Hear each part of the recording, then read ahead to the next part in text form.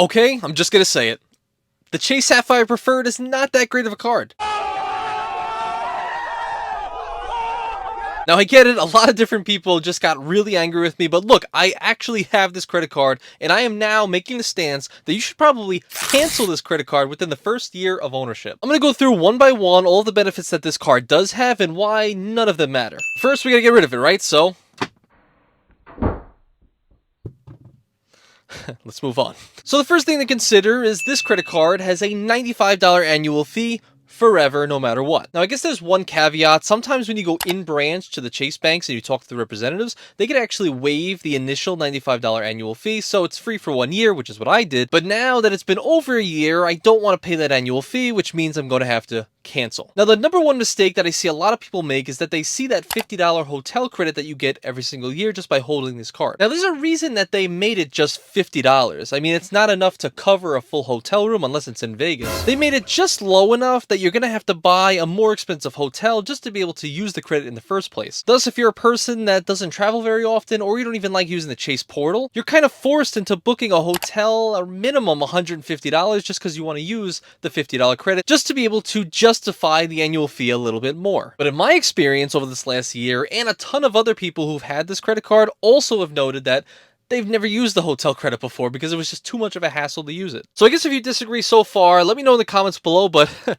more to come. The second bonus that people always talk about this card has is 5 points per dollar spent on all travel, but the only way you can actually get those points is if you book travel through the Chase Travel Portal, the Ultimate Rewards Portal. So not only is that limiting in the fact that you actually have to use the Chase Travel Portal to actually get the points back, because maybe I'm a person that doesn't like the portal. Maybe I want to book directly through the airlines and get points that way, but I can't do that with this card. Whereas there's some other cards out there that actually lets you get 5 points per dollar spent on all travel, not through the portal, just generally through the airline, through hotels, a lot more open. But I guess if we look at the $0 annual fee Chase Freedom Flex, that also gives you 5 points per dollar spent on all travel booked through the Chase Ultimate Rewards portal. Which is like, if I care about travel, I'm not going to spend $95 every single year for the Preferred when I could just get it for free with the Flex. The third bonus that comes with this credit card is 2 points per dollar spent on all travel-related purchases. This is going to be like airfare, hotels, taxis, trains, public transportation, etc. This bonus, okay, I'll give you that one. I like this category.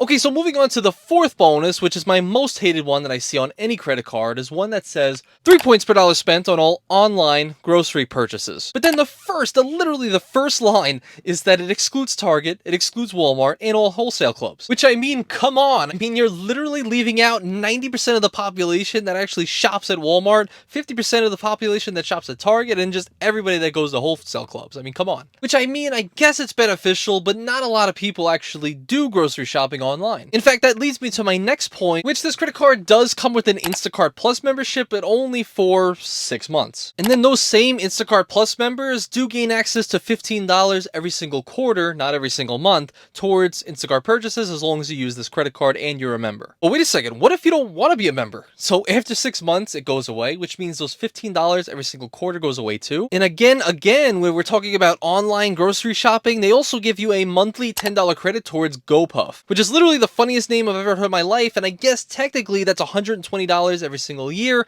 in snacks and foods and drinks, but do you know anybody that uses this? I mean, if we're going to keep throwing shade at Amex for having a coupon book, I mean, the Chase Sapphire Preferred is not exempt. But if you read the fine print, you'll realize that this promotion only lasts until 2023. That's right, you literally only have 1 more year to actually get this benefit, and then after that, maybe they renew it, maybe they get rid of it, probably will get rid of it, and then you're still stuck paying that $95 annual fee every single year. Oh, did you think I was done? Get a load of this. Now, I'm not done talking-ish, because if you just look, it doesn't have a grocery store benefit at all other than online. And I'm willing to argue that the majority of the population goes in person physically to buy their groceries. I mean, even look at the Chase Freedom Flex, for crying out loud. There's a $0 annual fee, and at least 1 quarter out of the year is going to give you 5% back on all grocery store purchases and gas station purchases and online merchants as well. Which I guess on a value proposition, the Chase Freedom Flex wins every day of the week against the Preferred. With no annual fee, but I digress. Hey, if you like this new cynical Anthony, hit that like and subscribe button because I'm feeling a little bit evil lately.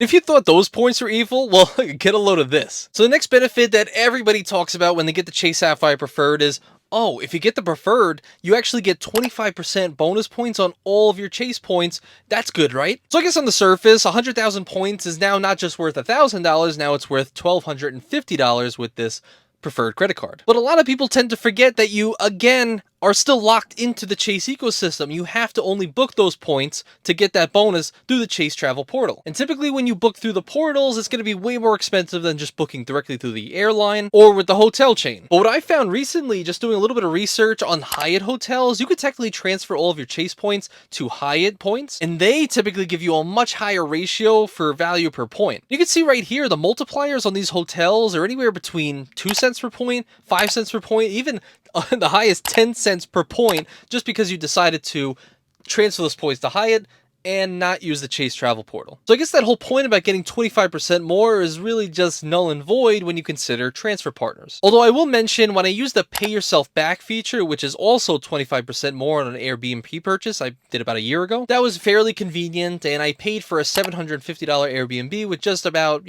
40 to 50,000 points. Which otherwise, if I didn't have the preferred card, I wouldn't be able to use those points to actually pay for the Airbnb, so that's one plus for the preferred. So moving right along down the list, the next benefit is you're going to be getting 3 points per dollar spent on all dining purchases. So this is for in-dining restaurants, takeout, and even delivery. So this benefit I like, but it's not the best one on the market. But again, if you look at the flex again, you can notice that you're getting 3% cash back on all dining purchases as well, and that still includes takeout, delivery, the same exact thing that the preferred gives you. We gotta stop meeting like this. Okay guys, so upon editing, I realized I totally left out a big part, which was, when you earn cash back with Chase credit cards like the Flex or the Unlimited, you can actually take those cash points and convert it to Ultimate Reward points, so long as you have any Sapphire cards, so the Preferred or the Reserve, and or the Ink Business Preferred credit card. You can see right here, the points guy perfectly illustrated how to actually do this, but basically you're going into the Ultimate Rewards portal, go to the little widget that says combine points, and then you could choose from which card to which card. So this way you can essentially convert all of your cash back to Chase Ultimate Reward points, and within a couple of days it should post to your account, and then you could take those points from the cash back and transfer to HYATT for that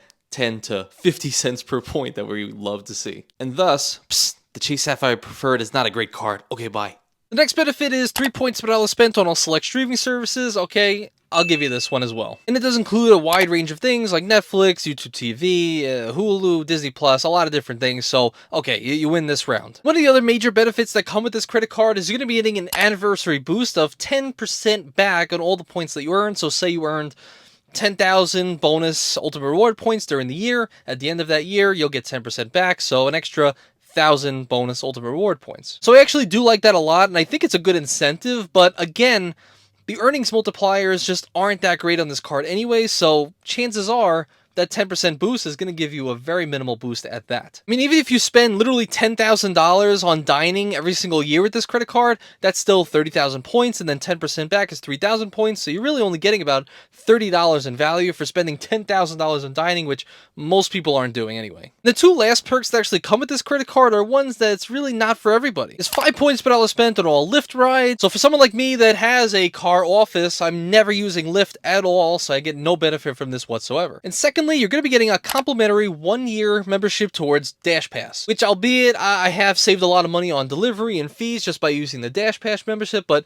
it's only good for 1 year. So after that 1 year, I'm no longer getting a benefit from that anymore. If I'm really serious, if I'm getting a credit card, it has to be one that's going to be giving me bonuses in perpetuity. So this way that $95 annual fee pays me every single year. But for right now, I mean, I can't find anything that actually can justify the $95 annual fee. But I will say the most important benefit, and the reason I say that you should still get this credit card, still get it, but only keep it for 1 year, is the sign-up bonus. You guys know the story. I did a video about it a couple weeks ago, but essentially I went in branch, got a sign-up bonus of 100,000 points, waived the annual fee for the first year, and I put my fiance's engagement ring on it, the full $4,000. So this way I easily got that 100,000 bonus points, which ended up being about $1,250 if you value that 100,000 points at the 1.25 preferred level. Now don't get me wrong, I appreciate that the preferred actually exists, so I was able to take advantage of that, but what's the sign-up bonus right now? That's right, it's been reduced to just 60,000 points after you spend $4,000, which is a lot less enticing than 100,000 points. But I guess I will say that sign-up bonus of 60,000 points is worth a minimum of $750 worth of value, so I guess it's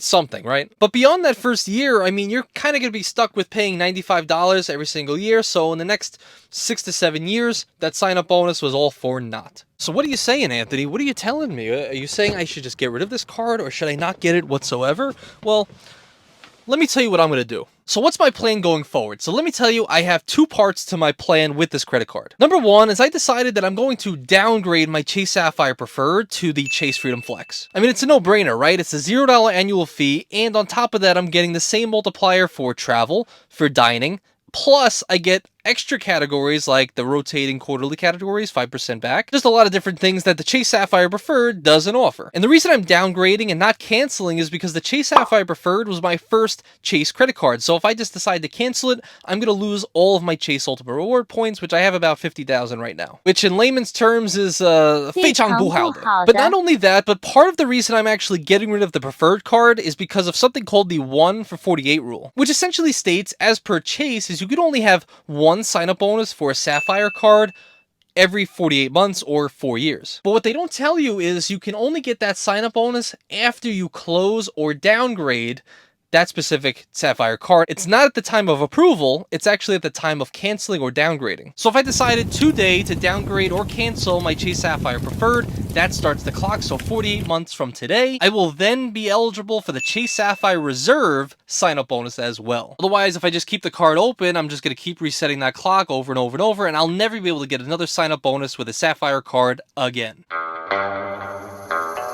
So that's my plan for actually getting rid of that credit card and getting one that I think is a lot better, but maybe you're a person that doesn't like Chase. So I guess what if you're a person that kind of wants a little more premium of a credit card that's going to give you a lot of the same bonuses, if not more? Well, I recommend the Amex Gold card, because not only is it going to give you more dining bonuses than the Chase Sapphire Preferred, it's also going to give you a grocery category, a travel category, and bonuses that you can use every single month that essentially deduct that annual fee from $250 down to just $10 every single year. Which that's just between you and me, because this card technically has 2.5 times that of the annual fee of the Preferred card, but it actually ends up being about 10 times cheaper. Which is why I say you should get the Chase Sapphire Preferred, but cancel it after 1 year. Because if you cancel the credit card before 1 year, they could take away that sign-up bonus. So get the card, get the sign-up bonuses, and then get out. And maybe you want a premium credit card, which is technically 10 times cheaper than the Chase Sapphire Preferred, but 10 times better. We're talking about none other than the Amex Gold card. So if you want to see a full breakdown of why I say this card is absolutely broken with the amount of value that they give you, we're stealing money at this point, check out that video on the left-hand side of your screen.